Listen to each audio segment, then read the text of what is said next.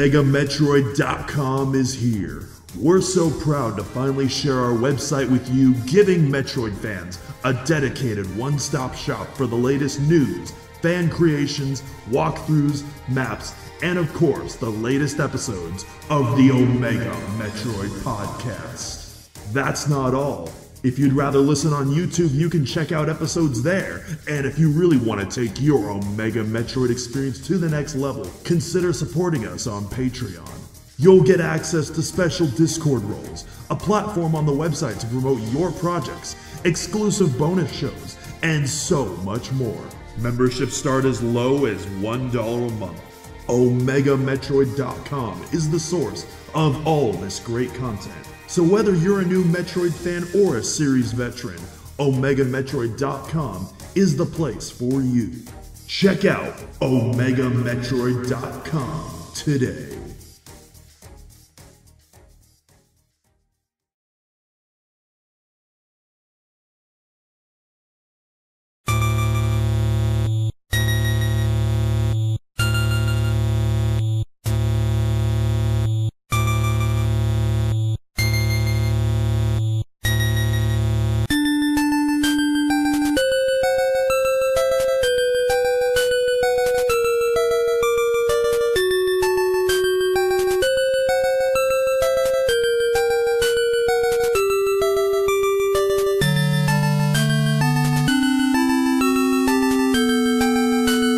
Hey yo, and welcome to the Omega Metroid podcast from OmegaMetroid.com. My name is Andy Spiteri, joined by Dakota Lasky. We are burning the midnight oil tonight, baby. We are doing a late night show.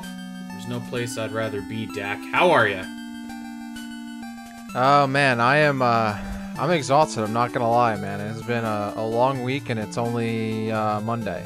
So, yeah, man, it's good to be doing another episode. Good to be back in the normal swing of things, though that'll be changing a bit in the coming weeks. But, you know, getting in the reps as needed, as usual. And the year continues. We march forward. We got another episode. I'm glad to be here. That's right. This is, so we're back on our definitive ranking train.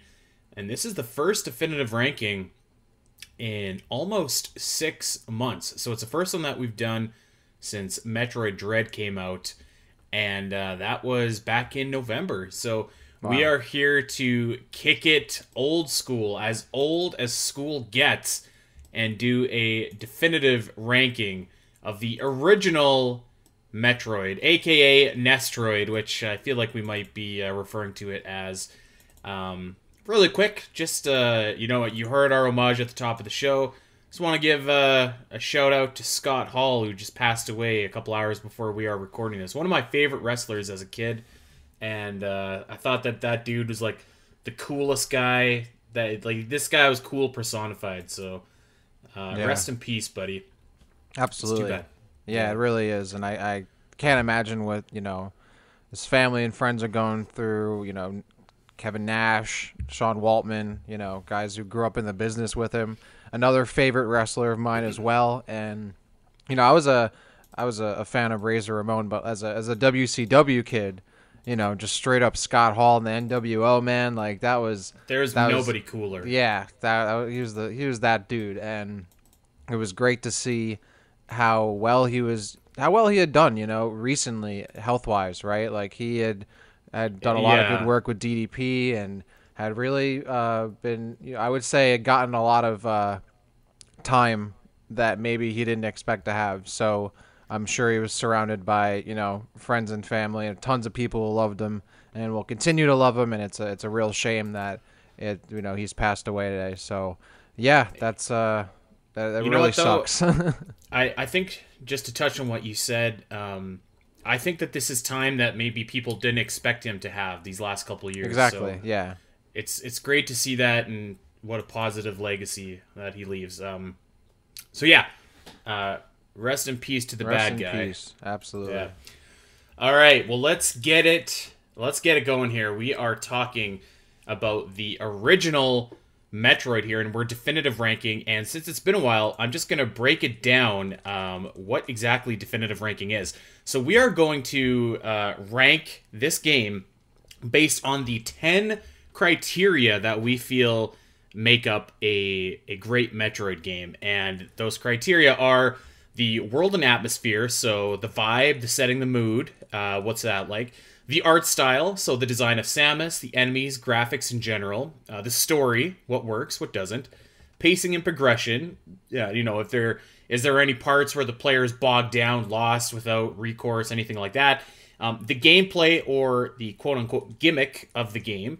The items and abilities, how cool are power-ups and how practical are they. The areas of the game, the enemies and bosses of the game, the expansions and power-ups, and of course, the music. And when it comes to a game like Nestroid, the approach that I'm going to take, Dak, and you can take whatever approach you want, but I'm going to try and kind of do a balancing act between how I think it holds up today, but also, the significance of it and how it held up at the time. And maybe in some areas that cocktail will be mixed a little bit more heavy to one side than others.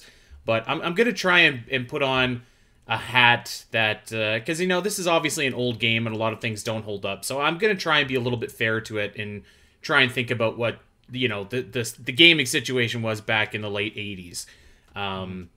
Because I think that it could be easy to dunk on this game. And actually, I've been playing a lot of Nestroid lately for OmegaMetroid.com, and I think I came away with a different opinion of this game, which we'll get into here. And maybe I'm a little bit more positive than I would have been a few months ago. But I'm looking forward to this. I don't really think that we've ever done a deep dive on the original game on this show in over 2 years.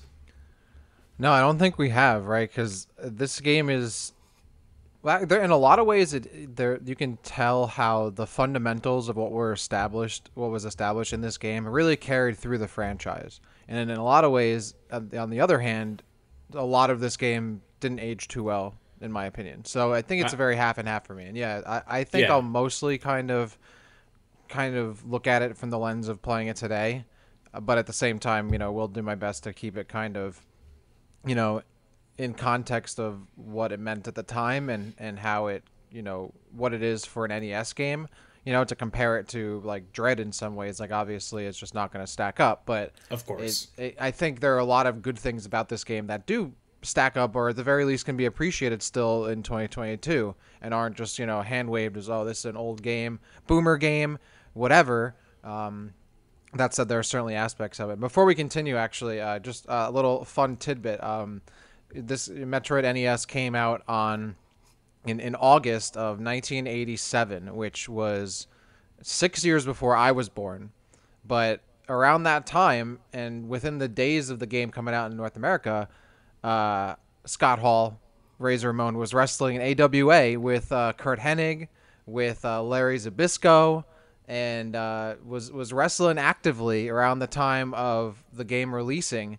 And might have actually stopped to play a little bit of Metroid in between matches, in between, shows on the road. So I'd like to think that maybe he got a little chance to give it a whirl in between some AWA events. There you go. How about that? I didn't know that. That's awesome. Well, let's hope that he's playing it right now up in the big hall. All right, well, let's get it started here with our first category and talk about the world and atmosphere of this game. And do you want me to go first, or do you want to go first? You can go first. Go for it. Okay. So I think I'm going to give this a 2. The game obviously has a bunch of limitations that we'll also talk about when we get to the areas of the game. But I do feel like the atmosphere is... it's very... oppressing. It's very dark. Every background is just a plain black background.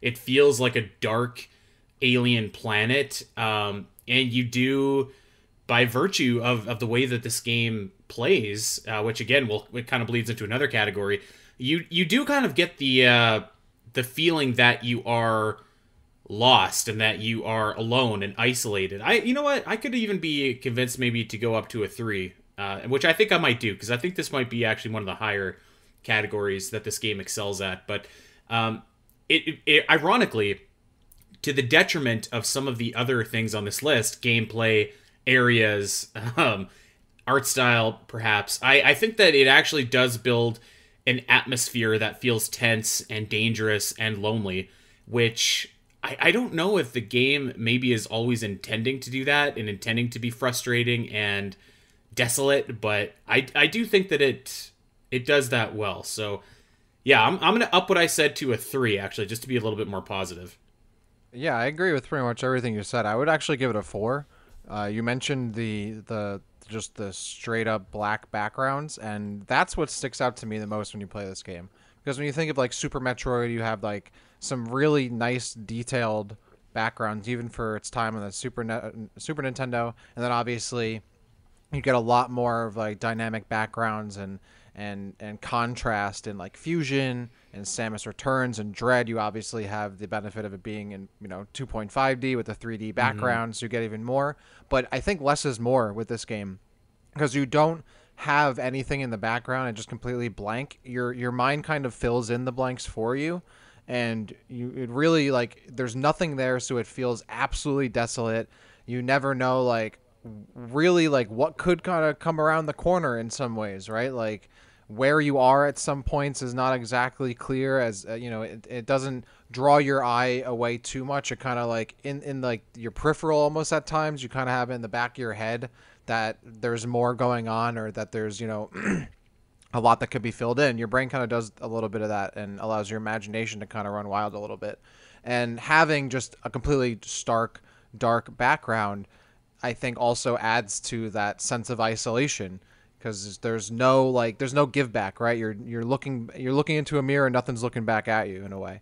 So that like you don't kind of get lost in like the pretty backgrounds or the environments. It's just nothingness. And I think that kind of absolute nothingness really aids to this game, that makes it really more so like, obviously it's a retro game, but it just feels so eerie and like unrelatable and unsettling. And it's not like you can get lost in like the pretty environments and the backgrounds. Like there's nothing there for you, and I think that really does add to the experience in that way. So I would give that a 4, and it works well with the very odd design of the characters and the world and the music. I think it pairs so well with the music as well, because the music itself is also very minimalist, which is a product of its time, but also a stylistic choice too. And that in combination, the minimalist kind of music and the just blank backgrounds really work well together. Yeah, I think I agree with everything that you said. I think that I'm maybe holding back a little bit because I do feel like it's at the expense of some other stuff, but we'll get there. Next up, we have the art style, and I'm going to give it a 4, actually, and I'm going to give it a 4-1 because I really love the sprite work of all the different enemies and stuff, and the sprite work of Samus herself, I think, is awesome. And you know what? Most of this game is just black backgrounds, but I do think that it's like kind of cool that you go into like the different areas and it's all this like crazy purpley bubbles and just weird looking architecture around everywhere. And I also want to bring up too that the official artwork for Samus and for just some of the creatures in this game is absolutely awesome, and that weighs into my score for the artwork as well. The official art for this game is just so incredible. Like you look at Ridley and you look at Kraid, and the origins of those characters and what they eventually morphed into is just absolutely wild because it's night and day. So yeah, I think that, as far as sprite work, as far as the artistic direction, I think that they actually did a really good job with this game in making, and again, it kind of goes back to what we were talking about. There's so much black in the background that it really makes the colors that are there really pop. So I think that it does a good job in that category. I was about to say that's another big part of it. Is that, your eye isn't kind of taken away from the background. Instead, you really can focus on the architecture and the actual environments that you're in that are on the foreground and on the actual plane of the gameplay rather than the background. Which is nothing wrong with that, obviously. I mean, we just got done talking about Metroid Prime well, we talked about a bunch of games last week, but we mentioned how like there are great environments in Metroid Prime. Obviously, Super Metroid has awesome backgrounds.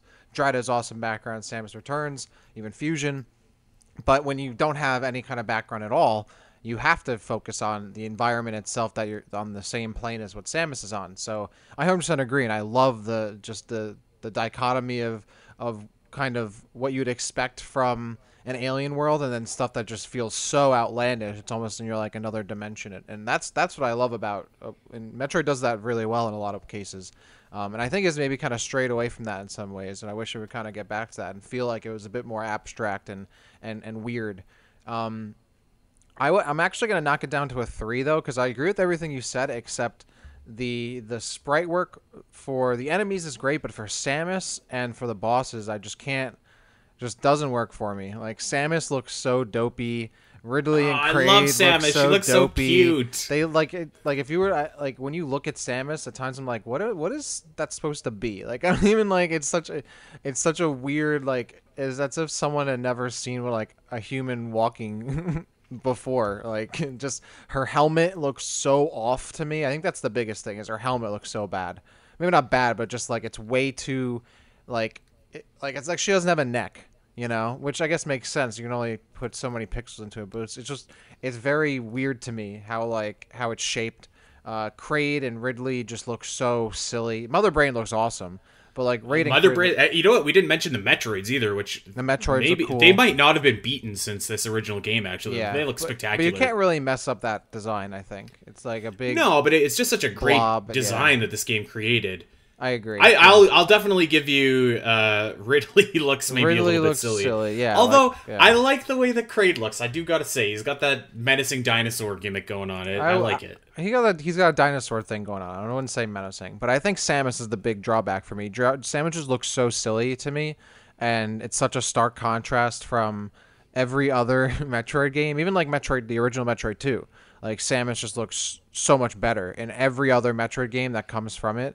That the original Metroid's Samus just looks so out of place and really reminds you that you're playing a video game, because it's just like a weird, silly looking character that just doesn't match, I think, the rest of what we know about Samus, and really the rest of the game too. So I would knock it down to a 3 for that reason. Okay, that's totally fair. You're batting higher than I thought you would so far, actually, to be honest. So. Let's see if we can keep that going. I want We're you to go only two first categories here. in, though. We're only 2 categories in. So take us away on the third, my friend. What are you giving this game in terms of story? In terms of story, I got 2, I guess. Like, it's really, like, there really isn't much of one. Like, Samus shows up on the planet. She's got a mission. She goes and kills some bosses. She takes out Mother Brain. There's really not much going on. I don't know. Maybe I'm kind of underselling it, but I feel like other NES games had more of a story. Like, even like Super Mario Brothers. Maybe not Super Mario Brothers, but like you have like Zelda. Feels like has a little bit more of a story to me. Let me tell you where I'm at. So I was thinking of Zelda 2. Like Zelda, the first Zelda. Yes, yeah. And I'm thinking, like, that game really doesn't have a story either. But then, speaking of Zelda 2, The Adventure of Link, I was like, this game came out around the same time as Metroid, and that one did have, like, a fairly more fleshed out story. I was about to give this a 1, actually, and I kind of stopped myself, and I was like, you know, like, this game introduced us to... It does have a story. It does have a story. It does. Yeah. And I think I'm mostly paying respect to, like, okay, this game introduced Samus, the Space Pirates, Metroids, Tori, like all that stuff. So I think that you do have to pay a certain amount of homage, but I mean, it's certainly not, you know, I mean, I think that we forget, like Metal Gear was released on the NES around the same time, right? Yes. Like that had a story, and like Final Fantasy had a story, yep. And you know, it wasn't exactly the goal of this game to have, you know, this rip-roaring story, and frankly, a lot of Metroid games don't, but it is very, very bare bones. So I gave it a 2 as well. It's serviceable. It's like enough to be like the framework for a game, but like, you know, again, like I brought up like Super Mario Brothers, which I would say has about the same amount of story. Maybe not, maybe even less, right? Like it's you're looking for Peach, and that's it, and that's like the entire driver of the story. Right. but that's not like, but like that game is so carried by its gameplay. Like it's like that's the jumping off point for so like a whole genre.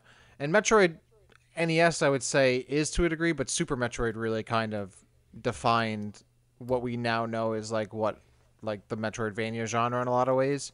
So, but then again, like the building block for that is this game. So I don't know. I did, yeah. The story is like enough. It's not. It doesn't have no story, so I can't give it a 1 or 0. Mm-hmm. But it does. You're right. Like there are other games that came out around the same time. You can't just look at it in like the context of a Metroid games, but like around other NES games that came out too. Even other non-Nintendo specific NES games, and Metal Gear Solid and Final Fantasy are perfect examples of that, where those have very clear stories and are told with the same amount of resources, really. So I don't know. I think it's again a kind of a characteristic, like you said, of Metroid, where story isn't the focus. Even though I think when it does have a strong story, that makes it shine even more so than if it just was a good game in terms of gameplay. But they didn't really go out of their way to do more with the story when certainly more could have been done. And for that reason, I'm going to give it a 2. Well, I think that when we got to Super Metroid to an extent, but certainly to Metroid Prime, I think that we really cracked the code of like Metroid story. I think is told best through environmental storytelling, which you can't really do on the NES in the same way that you could later with those other consoles. Yeah. So that has a little bit of a disadvantage as well. Well, you had all that blank space there, man. Could have thrown something in the background, I you got a lot of room. All right, let's keep going here. Pacing and progression, and this is all you. This one to me is very similarly linked to the gameplay, but I think for pacing and progression, I am going to give it a 1. Okay. And I'm going to give it a 1 because if you don't have a map, then you're just wandering around aimlessly, back and forth and back and forth and back and forth.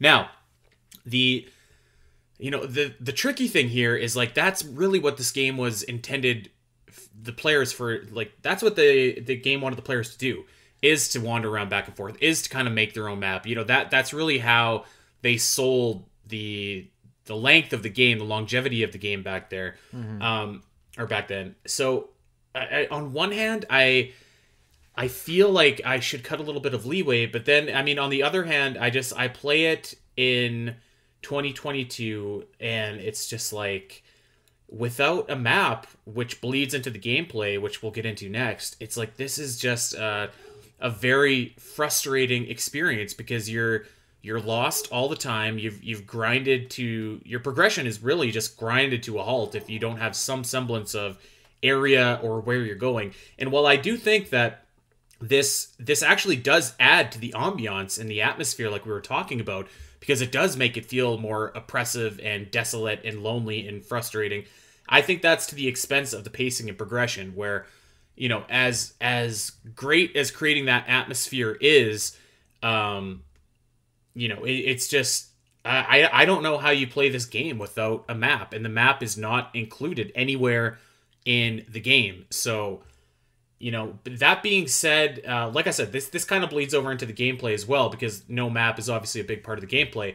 But I just feel like in straight up, like I'm picking up this game and I'm gonna, I want to have a fun leisurely time with it. I don't think you can without using a third party map or a third party, something. Yeah, so I give it a 1. I think the biggest, and I'm going to give it a 1 too, but I think the biggest problem with it is I don't think no map is necessarily an issue in terms of like that was the intent of the game, and it could work, but the slow pace of the gameplay is really in conjunction with that is what the issue is. Because at least if like you could move faster and you could do more, then like backtracking and like wandering around aimlessly wouldn't be as excruciating.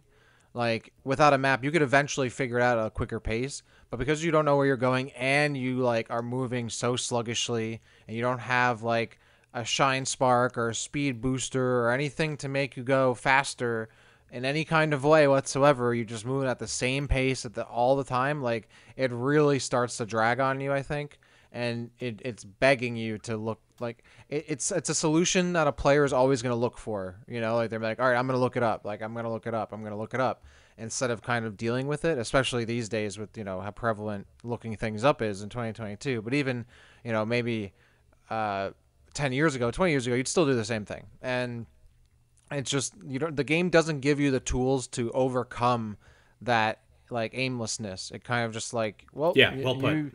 You got to deal with it. Good luck. And that again maybe is more so not just the intent but a product of its time.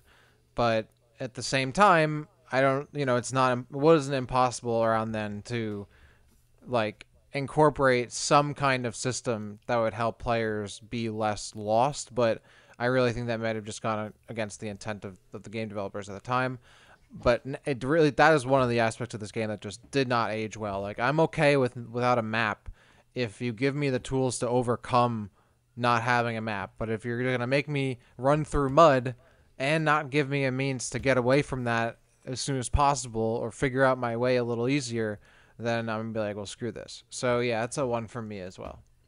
So I kind of come back to like the thing of like, you either have to differentiate the areas enough that you can pick up on environmental cues that will help you navigate a little bit more, or you have a map. And I just keep coming back to like, you should have had a map. And it's not like, it's not like we're talking about something outrageous. Like Legend of Zelda NES had a map, and that's a confusing game in and of itself because there's so many hidden spots and stuff like that.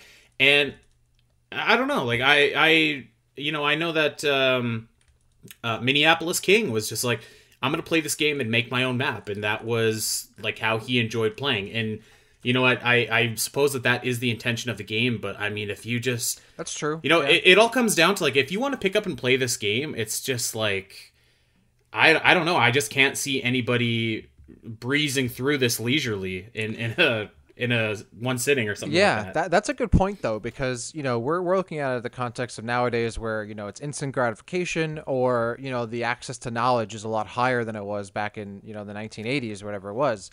And maybe that was kind of the intent, where the game was like, like you're gonna figure it out, and maybe you do have to go and open up a notebook and create a map yourself, and maybe that was kind of part of the experience in a way, because another part of the game are like the different like passcodes you need, and to like save your passcode to like save your game. And I'm sure that took needing to write that down somewhere too, right? So I wonder if that was maybe kind of the intent of the game. I'm glad that you brought that up, actually, because I was tempted to say when we were talking about the pacing is like, if you choose, you can put in a password and go like literally to the end of the game. But yeah. I don't think that's the way that the game was intended to be played. So I'm going to ignore that. I think that this will probably be the most controversial like category that we have in this game. But let's kind of go over to the gameplay, because I feel like that bleeds into it as well. And I think that Nestroid does some things well. I mean, we got to give credit to this game for being, I mean, really one of, if not the first games where you can go left, right, up, down, and which is pretty, it's pretty monumental. It introduced the concept of the morph ball, and it introduced everything that we know in Metroid. And the big thing to me is like you just have no map, and I feel like that really does hurt and hamper the gameplay. There are also some other technical things about this game that bring it down for me. For example, if you have enemies chasing you and you go through a door, and while the animation is loading the next room, those enemies will keep moving and hit you while you're completely helpless, like stuck in the door, which I find a little bit frustrating. I think that it's weird that you can't get all of the energy tanks in this game. You can only get 6 out of the 8, which is a little bit frustrating to me as well. But, I think that for the most part, like there is a lot of really tight platforming in this game. Lots of areas where like you have to make very precise jumps, which I think appeals to me. So I feel like I'm right in the middle, and I'm gonna give it a 3, and I feel like that might be erring on the high side, because I really do feel like the no map like really hinders the gameplay and would really turn off people from playing this game, I think, altogether.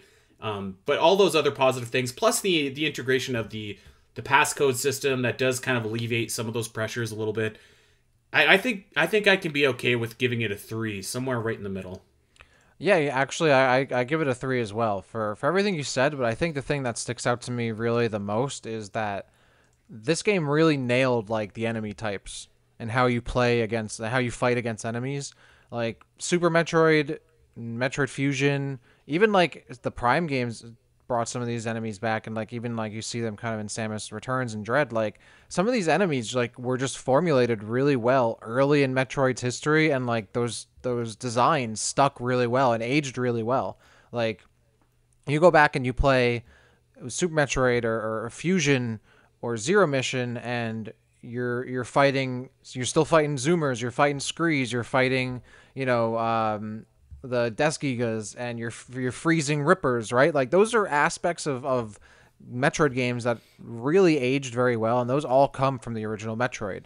And when you play this original Metroid, like you're interacting with them in very similar ways, and you're freezing them, and you're jumping over and creating platforms for yourself, and you're dodging attacks from coming from above and on, below you and on the same, surface as you. Like these are things that stuck with the series for a long time, and I think that's because they were designed so well from the get-go.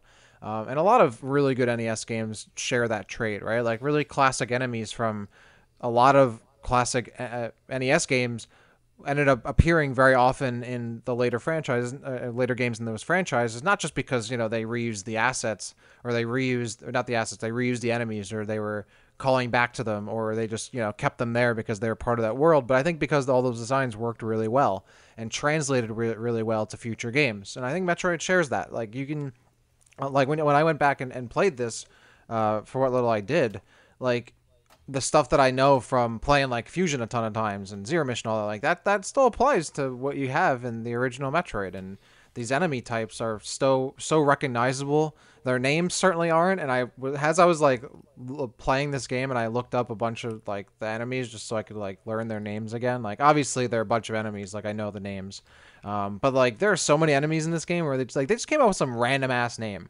like that just don't at all correspond to what the thing is. And I'm like, what is with the Metroid is either like spot on with names, or it's completely awful with names. And I think that's just a thing that's been with the game since their beginning, and didn't just start with Dread.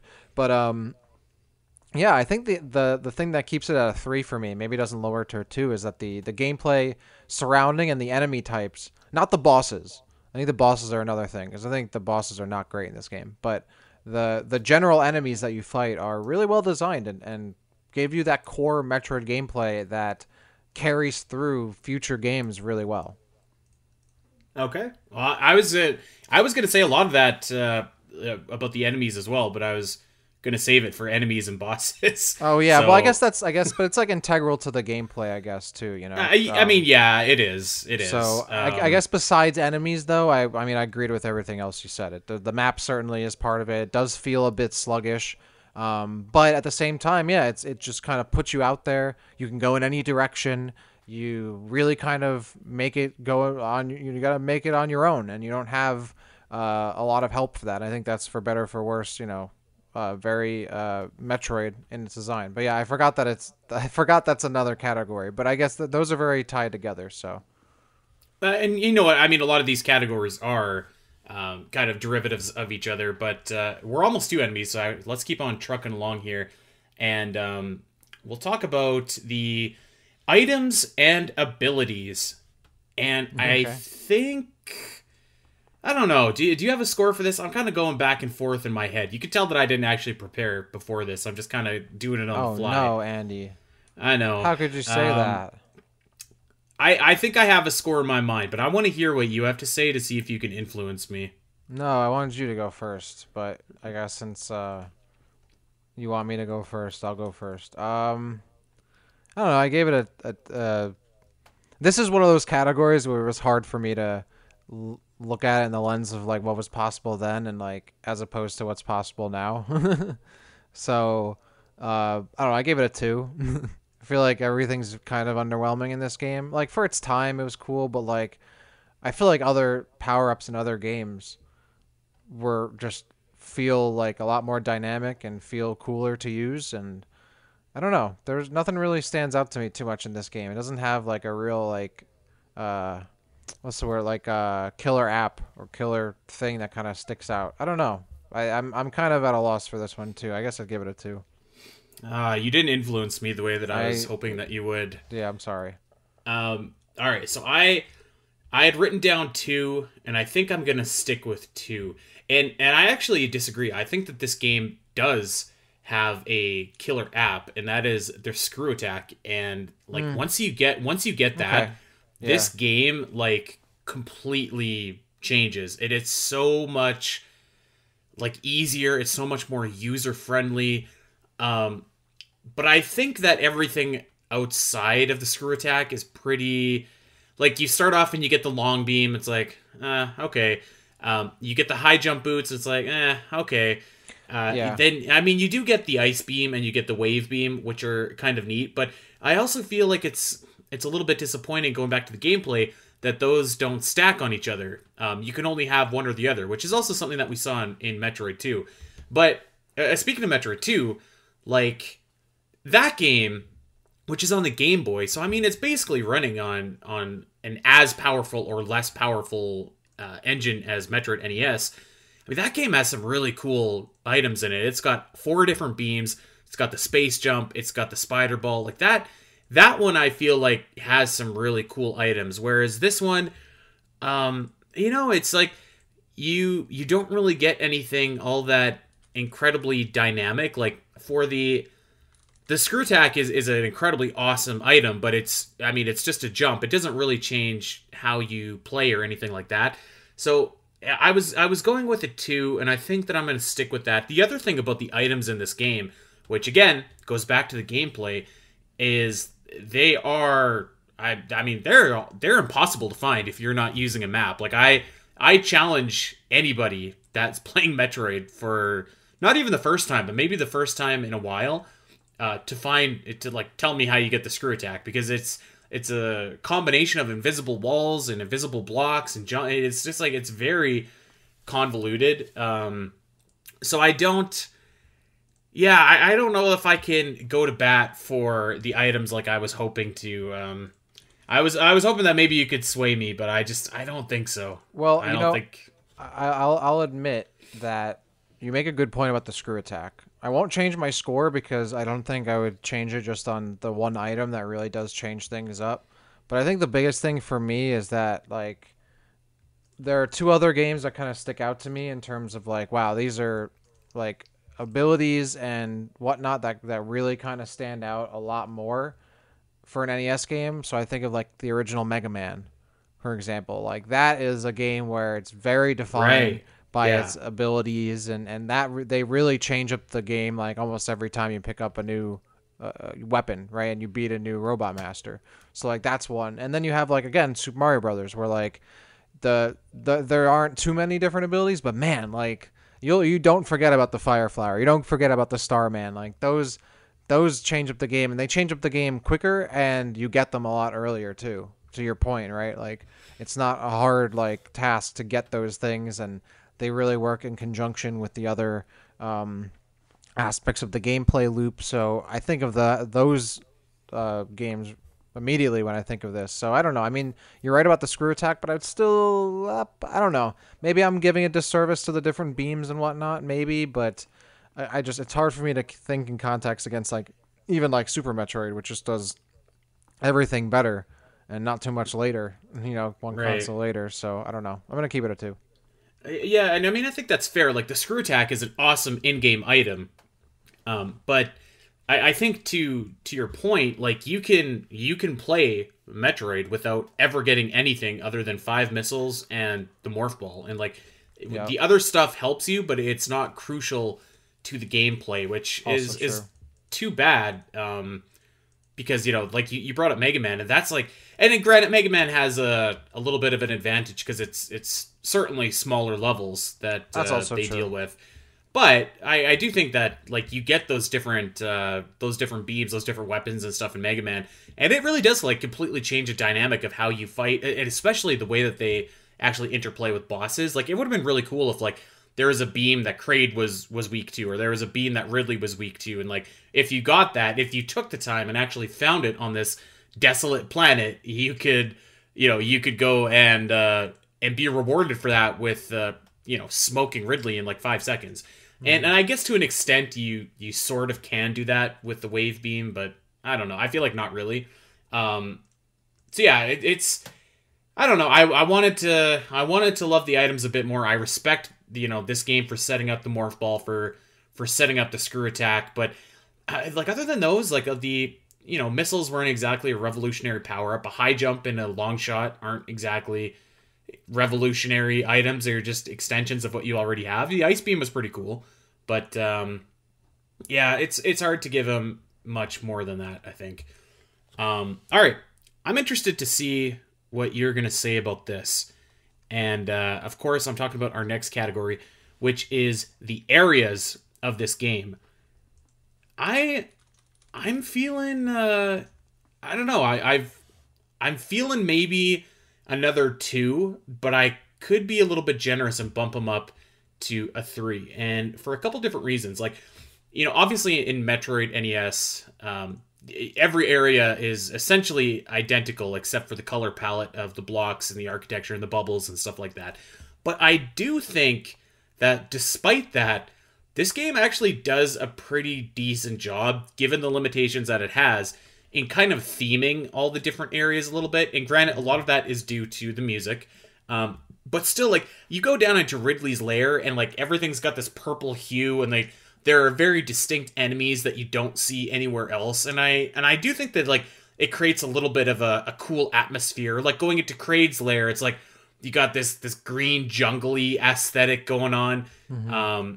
And I kind of do like in Brinstar too, just like how some of the areas like look like you have like the golden vertical hallways and like the blue tunnels. Like I think that they look pretty sharp, and the music definitely helps them stick apart. I don't know that they're like bombastic enough for me to up my score, but I think that given what we were working with, they probably turned out about as well as they could. And of course, it's something that's been improved instantly in every game basically that's come since. But I kind of respect what they did. It's interesting because that if you look at, we were talking about how there's a lot of wandering, especially if you don't have a map. But then if you actually look at a map of the game, which you can do by the way on megametroid.com, I believe. But if you just look at a map of the game, it's actually not that crazy convoluted, I don't think. It just feels that way because of the pace of the game and the fact that you don't have a way to move around in a map. But like when you actually look at it from a macro perspective, it's actually not that convoluted, and it's actually not even really that big. It feels like it's just the area of maybe one Super Metroid section, Like it's really not even that big at all. So when you this entire game could fit into Green Brinstar's pocket. You're totally right. Yeah, so it's kind of weird how much of a difference it is to look at it from a macro perspective versus when you actually play it, because it feels so much bigger because of how slow you move and because you don't really know where you're going unless you've already taken the time to note it out, or you've played it a lot, or you just kind of are intuitive and figure it out yourself. So that's something I found interesting. And when you do kind of pull back, yeah, like a lot of these areas, especially like Brinstar and Norfair, like Ridley's lair, are pretty similar to one another. Kraid's lair and the lower left section of Brinstar and Torian are actually, somewhat kind of similar. They're very, they're more vertical than horizontal, and Brinstar and Norfair and Ridley's lair are more horizontal than vertical. I would say, I'm going to give it a 3. Just this is one where I, more in the context of it being an NES game, I think does a pretty solid job of feeling like it's a solidly large map with a bunch of different routes to go in, and it's not just kind of sending you in one generic kind of path. But I 100% agree that it really goes a long way how the different areas have different music, and they look drastically different from one another, and they aren't like super copy and paste. They do have some similarities, but they have enough similarities where they don't feel like too crazy confusing, but different enough where it doesn't feel like you're just going to the same area over and over again. And I think that like difference of whether or not it's more horizontal or vertical certainly helps to that. But yeah, like you have, the main Brinstar level that's, just that long blue hallway, but you have the golden, like you said, like columns that go up and down the sides. You have Green Brintstar, Norfair is all purpley, and Ridley's like a magenta.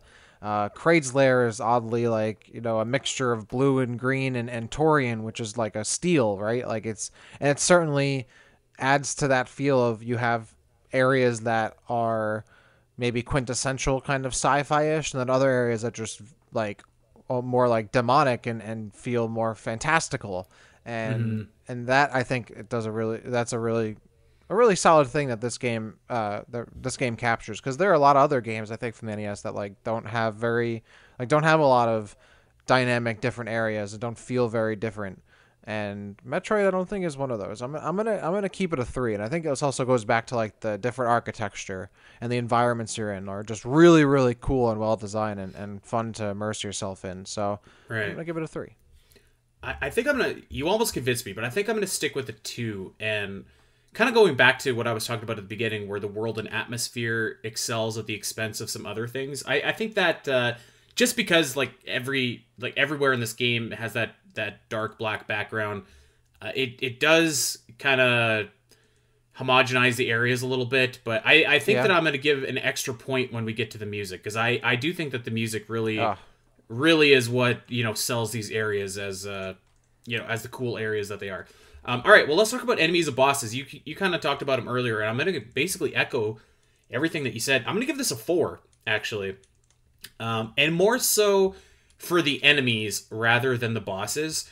I mean, the amount of enemies in this game is just like staggering. And to your point, these enemies are still in Metroid games. Like, you still have key hunters, you still have gamers, these guys are still kicking it around 35 years later, which is incredible. So yeah, I think that the designs of all the different enemies are really cool, and I think that this game did a really good job of you know how games will like present you a different color enemy, and that one is tougher. Metroid does that too, but it disguises it in a way that I feel like it doesn't overdo it. So there's lots of like just crazy enemies to fight in this game, and I think that it's really probably one of the better things that this game does. And the way that the game implements these enemies too, in like really close quarters, where like you can be walking and they just shoot out at you very quickly because the screen is loading, is very, you know, again, it adds to that atmosphere, but it's very threatening, I feel like. So, I mean, just the great designs. And by the way, the designs too in the official artwork, not just the in-game sprites, but like the artwork of these enemies is awesome. I just like really love it, and I probably would have given it a 5 actually, except I do think that the bosses bring this down. This is by far the most pitiful Ridley fight in the series. Like, it's not even close, bro. Which is too bad. The Kraid fight is okay, but like, I don't know, it's certainly not the same as we've seen Kraid in the past. And essentially, what I do is I just roll around and lay morph ball bombs, and that, you know, that's how I beat him. So it's not really all that engaging. And then, like, Mother Brain is a very cool enemy, but not necessarily a boss. So yeah, I think if the Ridley and Kraid fights were a little bit more dynamic, I would be tempted to bump this up to a 5. But you know, those kind of are what they are. But in terms of just like enemies alone, wow, this game, I mean, it's awesome. It does a great job with them. Yeah, so we're counting enemies and bosses here then, right? Yeah. Yeah, I'm gonna put this at a 4 for the reasons, like, I mean, you just kind of covered it and I covered it earlier. I think the enemies themselves are really good for an NES game. They have they've stood the test of time clearly. These are quintessential Metroid enemies that haven't gone away and continue to show up. The ways you fight them haven't even changed too much, I think, over time, and for good reason. They were designed really well from the get-go. For me, the bosses, like you said, just are not great. I mean, the Kraid and Ridley, I actually don't mind the Mother Brain fight, even though you might not say it's a boss. It kind of is, but like, I guess it is kind of just a bullet sponge. But like, when you fight Ridley and Kraid, I'm just like, come on. Like this is like you get into like the Ridley fight and he just like jumps in place and shoots some little meager fireballs at you, and I'm just like, come on, like what is this? Like, it is what it is. And but you brought up Mega Man too, which is like, and even like Zelda, and even Mario. Like there's really no excuse for these bosses to be as kind of lame as they are. Yeah, I agree. So I think even at the time these were lame duck bosses. So I can't even like say that it's aged badly, because I don't think that it was very good back in 1987. I think the thing is that they don't feel very much like bosses. They just kind of feel like bigger enemies, which is the problem. Like if they were just enemies, there'd be one thing, and they'd be fine, they'd be good. But because they're treated like bosses and they are bosses, there's a little bit more of an expectation there, and it doesn't really live up to that expectation whatsoever. They do feel kind of like just glorified regular enemies or sized up regular enemies, and for a boss encounter, you need a little bit more pizzazz, a little bit more oomph or whatever. And at least Mother Brain felt different, because there really aren't any other enemies that are quite like Mother Brain in the game. So that kind of sticks out to me. But like Ridley just kind of feels like, or even Kraid just feel like they could have just been or another enemy in the game, and they only kind of are bosses because the game says that they are. So Right. That's what knocks it down for me. But otherwise, the enemies are great in this game. One of the highlights, and I think that's really what has helped Metroid in the long run, because you have some really cool and unique enemy experiences in the game, which are really cool. So that's that they've stood the test of time. One of the things that has really aged very well with NES Troid. I will say that as lame as Ridley and Kraid are, I think the Metroids are awesome. Yes, they're like, what of a course. threat. Yeah, the I completely Metroids forgot are. about that. Yeah, the name itself. Yeah, I think the Metroids almost in a way they don't feel like. I feel like you could go to Torian and like the Metroids kind of feel like the final boss to me. In a way. It's almost like, I would even say it's like Torian itself is like the whole boss encounter, right? Like it's not just that's Mother probably a good way to put it. Yeah, it's not just like Mother Brain by itself, but it's you get to the area and it's traversing the area and dealing with the Metroids and Mother Brain together that it compensates an entire boss encounter to me, and not just Mother Brain itself, which I think works really well. But yeah, the Metroids even kind of occupy this space where they're not bosses, but they feel like more than your regular enemy. So and they are for sure, but like they just really occupy an awesome kind of middle ground space, and maybe even do their jobs better than the bosses themselves do. So I agree, and they come out of nowhere too, which is very threatening. All right, before we move on, I have a question for you, and actually for all of our listeners.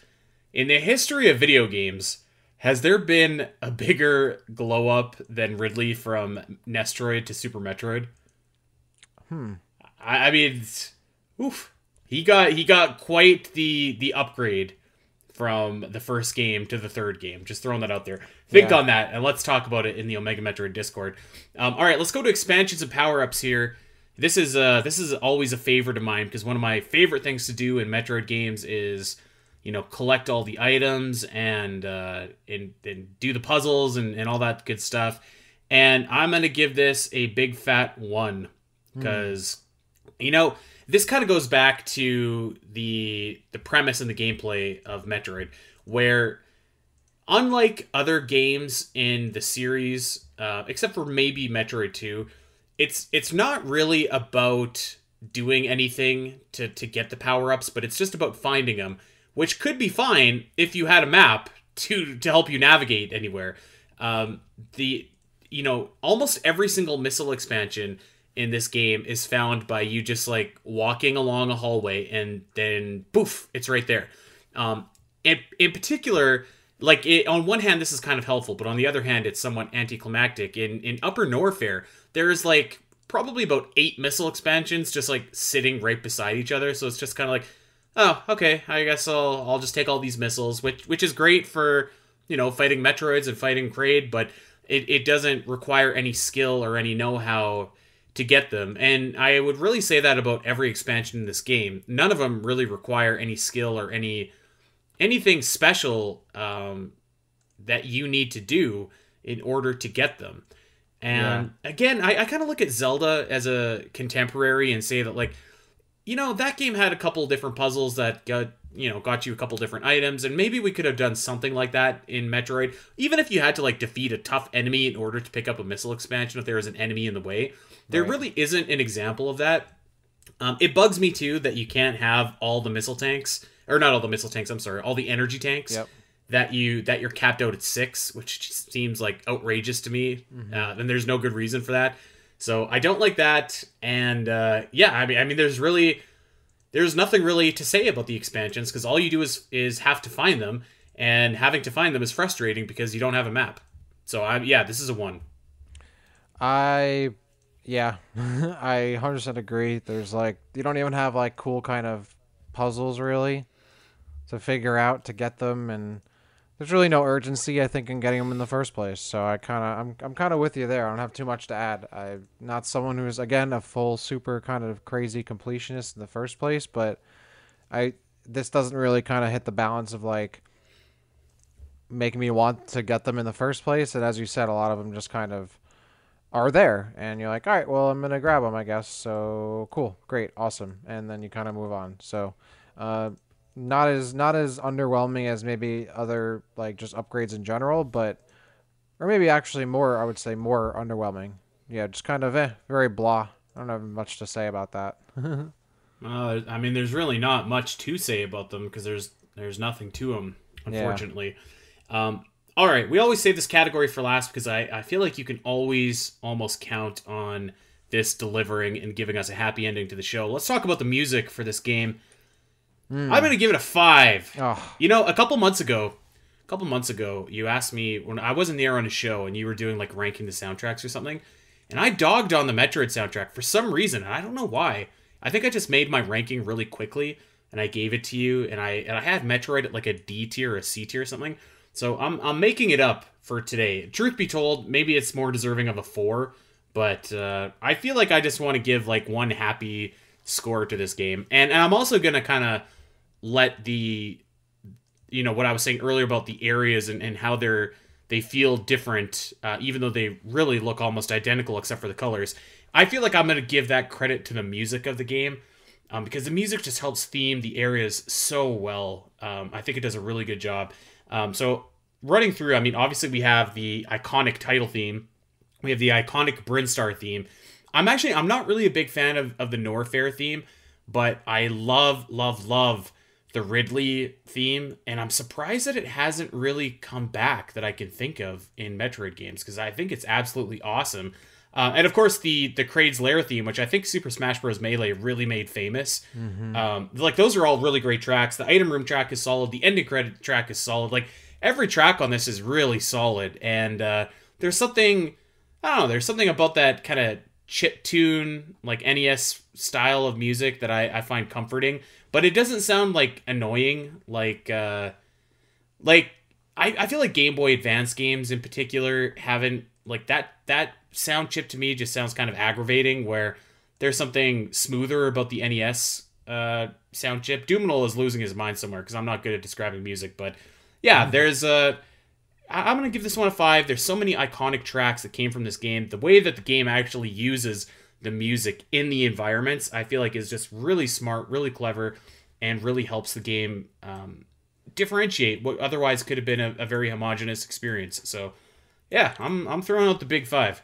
I'm gonna I don't remember what I said about the Metroid soundtrack in our soundtrack rankings, but I'm gonna say that I was probably wrong, and I probably ranked it too low as well.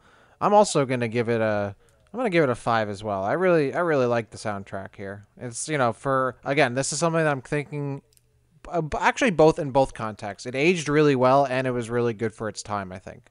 It's, like I said, it's that really awesome minimalist kind of soundtrack. It's not like filling every possible moment with sound and, like, just driving you nuts like a certain theme in Metroid Dread. And it works so well with the theme and the aesthetics of the game. But it's super iconic. Those themes have stayed, throughout the franchise.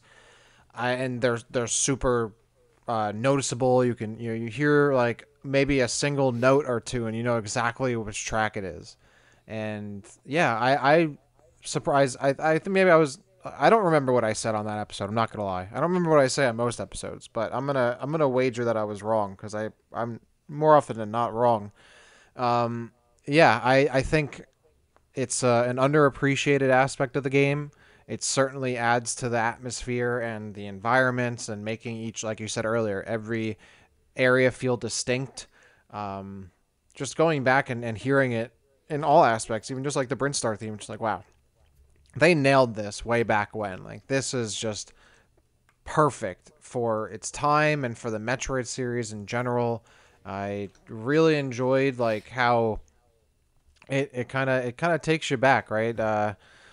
Tanaka really killed it, I would say. Like, just saying overall, I don't know. It's there's something about it that just I'm not like you. I'm not a very musically inclined person. And I'm sure like Doom's listening to this and is like, oh He's my shaking God, his head somewhere. come on, say something. But I'm just like, it just sounds so good. It does. Well, it does. Listen, I mean, I don't know much about music, but I do know what I know like, it's and I good.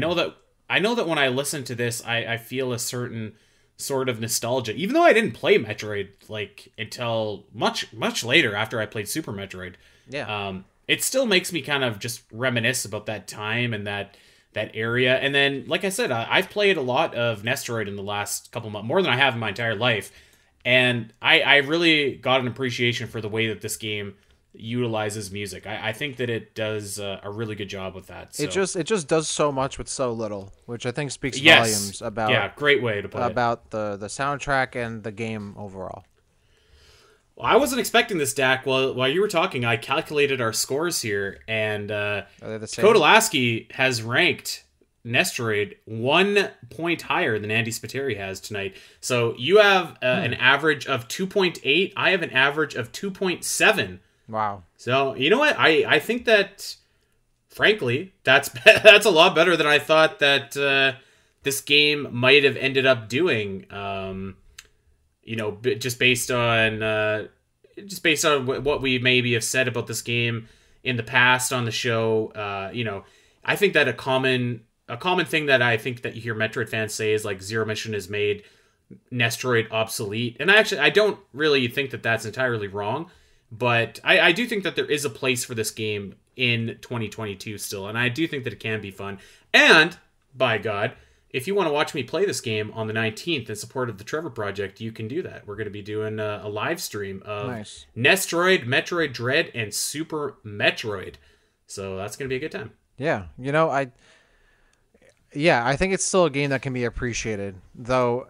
Almost every time I'll be like, just go play Zero Mission, because not only is Zero Mission like a great remake, but it's just a fantastic game in and of itself. Yes. It's so good. So this is a game, yeah, but it's actually I would round that up to a 3. I know it's technically a 2.8, but it's a 3 game for me for sure. It's the fundamental block of what makes Metroid, and I think just when you play this game, you can really see how really important. Obviously, the game's important because it's the first one, but like, I think a lot of people, when they think of like what's like the first really important Metroid game, they think of Super Metroid, because Super Metroid really did characterize a lot of what we saw in the 2D Metroids that, or in Metroid in general. Even it influenced Metroid Prime and all that. Like it's so much of a integral game to the franchise overall. But the real reason why that is even possible is because of the original Metroid was such a good foundation, right? It wasn't like Super Metroid kind of started from scratch in a lot of ways. Like, it was a game that evolved and modernized for the time what Metroid for the NES was. It didn't like look at NES Metroid and was like, this didn't work, doing all this completely different. No, it kind of did a lot of the same things. I mean, it even took place in the same place entirely. It did a lot of what the original Metroid did, but it evolved and advanced it in natural ways. It didn't just kind of scrap and do things over, which I think is really an important distinction, because it could have absolutely done that, and it probably could have still been a great game, but it took a lot of influence from the original game, and it also took a lot of influence from the original game, despite the fact that another game had come out in between the two. Like Metroid 2 came out, and though Metroid, and you think about like the original Metroid 2, there really wasn't a lot in and of itself to kind of build off of, I don't think. At the same time, it does certainly take things from the original, Return of Samus, but very obviously Super Metroid has that foundation because the original Metroid was designed so well. So I think that's certainly something of merit to think about. And I think if you haven't played the original Metroid, it's not something that you'll find yourself going back to a ton of times, but especially as a Metroid fan, I think it's certainly worth playing, certainly worth replaying, giving yourself a chance to kind of maybe get into it, maybe kind of, like I was talking about earlier, maybe get into it and open up a notebook and try to draw out your own map and figure things out on your own and get a new experience that you can't really get to today when every game is giving you a waypoint and a map and this and that and hints and all that stuff and a dialogue to tell you where to go and all that. Like, this game is very pure in that aspect, so I think it's worth experiencing. I mean, not that there's a ton of Metroid games, but if you're doing a Mount Rushmore of Metroid games, this is on there, right? Oh, well, and actually, I would argue that there's only 3 distinct games that I'd put on there. Maybe the 4th is up for debate, but I don't know if I'd put on the Mount Rushmore, but I would say it's the rock that the Mount Rushmore is built from. Okay, that's not. I don't know if I could say in good conscience that I think that people. I mean, if you want to play this game and make your own map, like, you totally could. For me, I was playing Metroid, and I had went and actually mapped the game and created a map. And once I had that, once I kind of had my designated route, which is available on OmegaMetroid.com, by the way, I found that the game was actually quite enjoyable. And I think that with those modern, not tweaks, but like those modern, I don't know, like it helps it. Just put it that way. My brain's shutting off because we're doing a late night show. But I think if you have that, it definitely helps play this game. So yeah, I mean, I think that it has merit. It's worth it's worth playing once if you're a Metroid fan. I think so. Yeah, I think that we landed on a good score, and I'm happy with that. And I hope that you guys were happy with this show. We are gonna get out of here because it is past our boys' bedtime, and we're running very late. But of course, we want to encourage everybody to head on over to OmegaMetroid.com. Check out the walkthrough for this game if you want to give it a shot. While you're there, maybe check us out over on Patreon. I'm about to fire up some Super Duper Metroid in a couple days, so I'll have a full report on that game, which will be coming very soon. In the meantime, check us out over on Twitter at OmegaMetroidPod, at Spiteri316, at DaxCity_, and of course, wherever you get your podcasts, like and subscribe. We are going to get out of here March 19th. We're going to be live streaming, so come and hang out with us. We'll have some details on OmegaMetroid.com in the next couple days. And until then, everybody, take care.